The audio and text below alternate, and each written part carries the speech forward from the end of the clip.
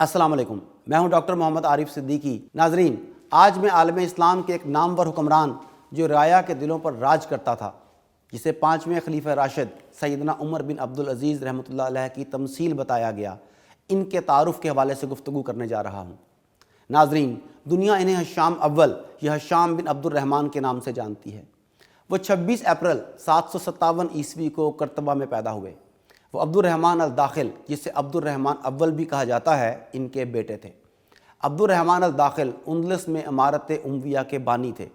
وہ 756 سے 788 تک اندلس کے حکمران رہے۔ ان کا تعارف میں پہلے کروا چکا ہوں، ان کے بارے میں جاننے کے لیے میری دوسری ویڈیو دیکھیے۔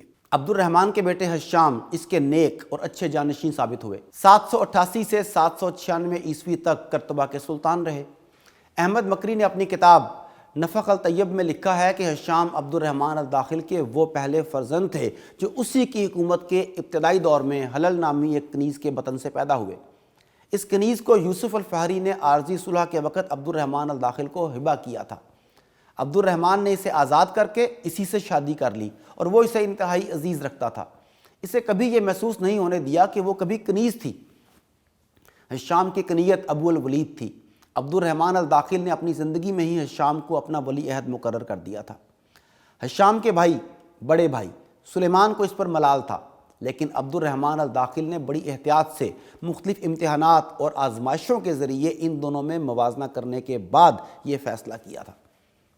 اپنے اقتدار کے شروع میں ہی ہشام کو اپنے بھائیوں سلیمان اور عبداللہ کی جانب سے بغاوت کا سامنا کرنا پڑا، تاہم وہ ان پر قابو پانے میں کامیاب ہوئے۔ ہشام ایک نرم دل، عادل اور فراخ دل حکمران تھے۔ وہ مذہب کا پابند اور نیکی کا نمونہ تھے۔ ابن الاسیر کے الفاظ میں وہ عمر بن عبدالعزیز سے ملتے جلتے ہیں۔ انہیں عمر بن عبدالعزیز کی تمثیل بھی کہا جاتا ہے۔ معمولی کپڑے پہن کر وہ کرتبہ کے بازاروں میں گھومتے پھرتے اور عوام کے ساتھ مل بیٹھتے۔ وہ عوام کی شکایات سنتے، بیماروں کی تیمارداری کرتے، غریبوں کے گھر جاتے اور ان کی دکھ بھری کہانیاں سنتے۔ رات کے وقت برف کے طوفان میں سر پر ایک چھوٹا سا صندوقچہ اٹھائے کسی غریب کے گھر کی راہ لے لیتے تاکہ اس تک کھانا پہنچایا جا سکے۔ ان کی سخاوت کی کوئی حد نہ تھی۔ وہ ان نمازیوں میں روپیہ بانٹتے جو موسم کی شدت کے باوجود اپنے اللہ کو سجدہ کرنے کے لیے مسجدوں میں آتے۔ ہشام ہر مفلس کے مددگار اور ہر مظلوم کے حامی تھے۔ ان سب باتوں کے باوجود ان کا نظم و نسق بہت سخت تھا۔ بغاوتوں کو بڑی سختی سے دبا دیا جاتا، معمولی سے معمولی جرم کو بھی نظر انداز نہیں کیا جاتا تھا۔ اس نیک دل حکمران کے عہد میں لوگوں کو فراغت نصیب ہوئی۔ انہوں نے بعض اہم تعمیراتی کام بھی کیے اور انہی نے کرتبہ کی اس جامعہ مسجد کو مکمل کروایا جسے ان کے والد نے شروع کیا تھا۔ انہوں نے اپنی مملکت کے شہروں میں بڑی بڑی عمارتیں بنوائیں۔ ان کی ذاتی نرم دلی اور ان کے نظم و نسق کی سختی کے باوجود عرب سردار بغاوت سے باز نہیں آئے، اور ابتدا تو گھر سے ہی ہو گئی، کیونکہ جو ہی وہ تخت پر بیٹھے انہیں اپنے بھائیوں کی بغاوتوں کا سامنا کرنا پڑا۔ ابن خلدون اور ابن اسیر کے مطابق ہشام کی حکومت قائم ہوتے ہی ان کے بڑے بھائی سلیمان نے بغاوت کر دی اور اپنے ہمراہ طلیطلہ کے باشندوں سمیت جنگ پر اتر آئے۔ ہشام کا چھوٹا بھائی عبداللہ بھی پس پردہ سلیمان سے جا ملا اور محض غائبانہ بیعت کی آڑ میں موقع پا کر کرتبہ سے فرار ہو گیا اور سلیمان کے پاس پہنچ کر بغاوت کے منصوبے میں اس کا شریک کار ہو گیا۔ ہشام نے دونوں کو پیش قدمی کرنے کا موقع نہ دیا، خود فوج لے کر روانہ ہو گئے۔ طلیطلہ شہر کا محاصرہ کرتے ہوئے وہاں مقابلہ نہ کرنے کا سوچا۔ طلیطلہ کے محاصرے کو 2 مہینے گزر گئے، مگر مقابلے کے لیے سلیمان کی سپاہ نہ نکلی اور ہشام کرتبہ واپس آ گئے۔ عبداللہ نے جب دیکھا کہ ہشام کی فتح مندی عروج پر ہے تو وہ سلیمان کو چھوڑ کر تمرد چلا گیا اور ہشام پر بھروسہ کرتے ہوئے بغیر امان طلب کیے، بغیر کسی اطلاع کے کرتبہ آ گیا، جہاں ہشام اس سے حسن سلوک سے پیش آیا۔ کچھ روز کے بعد سلیمان نے مصالحت کرنے میں بہتری سمجھی اور ہشام نے اسے اپنے خاندان سمیت اندلس سے چلے جانے کی اجازت دے دی، جہاں سے وہ مراکش میں بربر قبائل کے ساتھ سکونت پر آمادہ ہو گیا، اور یوں اس برادرانہ جنگ کا خاتمہ ہو گیا۔ لیکن اس کے بعد بھی اس کے بھائی ایسی شرارتیں کرتے رہے اور عباسی خلفاء کے ہاتھوں میں کھیلتے رہے، لیکن ہشام نے ہمیشہ درگزر سے کام لیا۔ وہ بغاوت کرتے اور جب پکڑے جاتے تو ہشام سے معافی مانگتے، ہشام انہیں ہمیشہ معاف کر دیتا۔ ایسا کئی بار ہوا۔ اس سے معلوم ہوتا ہے کہ وہ کس قدر رحم دل اور صاف دل رکھنے والے انسان تھے۔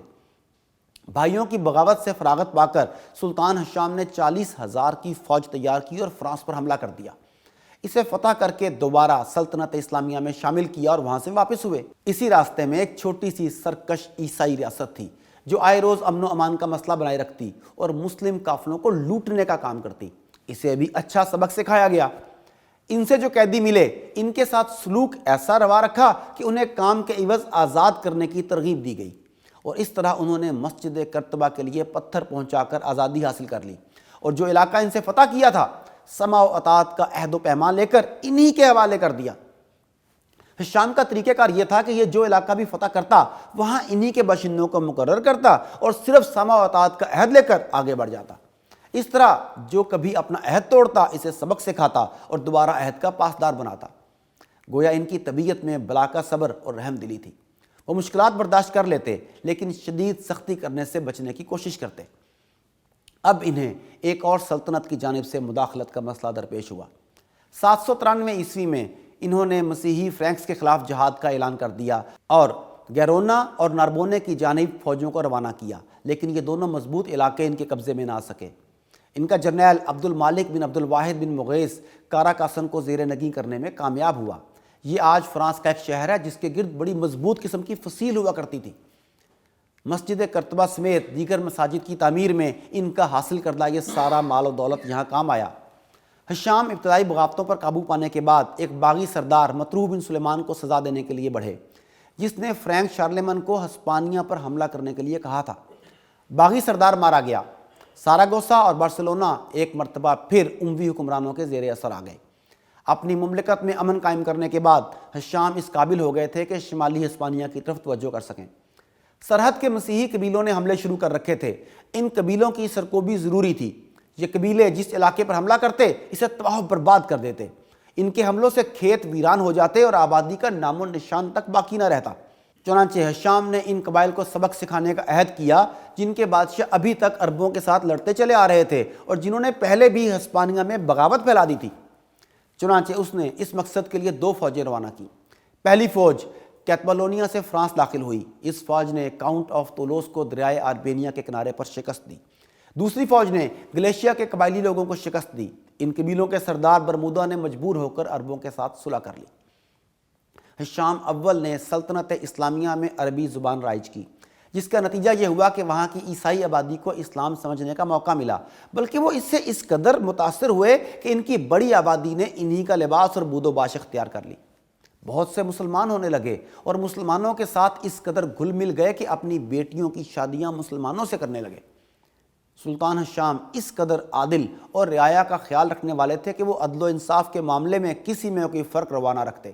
ابن اسیر نے لکھا ہے کہ ایک مرتبہ ہشام کوئی گھر خریدنا چاہتے تھے۔ اسے حاصل کرنے کے لیے ان کی بات مالک مکان سے جاری تھی کہ اسی دوران انہیں معلوم ہوا کہ گھر کے قریب رہنے والا ایک فرد بھی اس مکان کو خریدنا چاہتا ہے، لیکن ان کی وجہ سے وہ دستبردار ہو رہا ہے۔ چنانچہ سلطان ہشام اس کی خریداری سے دستبردار ہو گئے اور کہا کہ یہ گھر اس کے گھر کے قریب ہے، لہٰذا وہ مجھ سے زیادہ اس کا حقدار ہے، میں اسے نہیں خرید رہا۔ انہی عادات کی وجہ سے رعایا نے ہشام کو سلطان عادل کا خطاب دیا ہوا تھا۔ ہشام کے دل میں امام مالک کا بہت زیادہ احترام تھا۔ چنانچہ ہشام نے جزیرہ نما ہسپانیہ میں مالکی فقہ کو رائج کرنے کی کوشش کی۔ اس زمانے سے ہی ہسپانیہ میں مالکی فقہ رائج ہو گئی، یہاں تک کہ اس نے عمومی حیثیت اختیار کر لی۔ اس زمانے میں فقہا کی بڑی قدر و قیمت تھی۔ ہشام نے اسلامی قوانین کو رائج کرنے کی پوری کوشش کی اور خود بھی اسلامی طرز زندگی کو اپنایا۔ ہشام نے لگ بھگ 39 سال کی عمر میں 16 اپریل 796 کو کرتبہ میں وفات پائی اور اپنے بیٹے الحکم بن ہشام کو اپنا جانشین مقرر کیا۔ ہشام کی تدفین قصر کرتبہ میں کی گئی۔ ان کا عہد حکومت 7 سال 6 ماہ 10 دن ہے۔ ان کی موت کے بعد عبداللہ جلاوطنی سے لوٹ آیا اور ویلنسیا کی حکمرانی کا دعوے دار بنا۔ دوسری جانب سلیمان نے طنجہ کو ہشام کے بیٹے الحکم سے لے لیا۔ سلطان ہشام نے اپنی زندگی میں اپنے بیٹے حکم کو اپنا ولی عہد بنایا اور اراکین سلطنت سے اس کی ولی عہدی کی بیعت لی۔ اس موقع پر حکم کو مخاطب کرتے ہوئے ہشام نے اپنے بیٹے سے کہا کہ تم عدل و انصاف کے قائم رکھنے میں امیر و غریب کا امتیاز نہ رکھنا، اپنے ماتحتوں اور رعایا کا دل جیتنا، ان کے خلاف سخت مزاج نہ اپنانا، رعایا کو ڈرا دھمکا کر نہ رکھنا بلکہ مہربانی اور شفقت کا رویہ اختیار کرنا، کسی کاشتکار کو نقصان نہ ہونے دینا۔ تمہارا مجموعی طرز عمل ایسا ہو کہ رعایا تمہارے لیے دعا کرے اور تمہارے سایہ میں رہنے میں خوشی محسوس کرے۔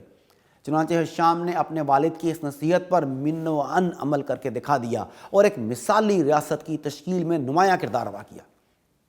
ایسا نیک دل حاکم بھی بالآخر اپنا وقت پورا کرنے کے بعد اپنے خالق حقیقی کے پاس پہنچ گیا۔ اللہ تعالیٰ ان کی قبر پر رحمتیں نازل فرمائے۔ آج کے لیے اتنا ہی، اگلی ویڈیو تک کے لیے اجازت، اللہ حافظ۔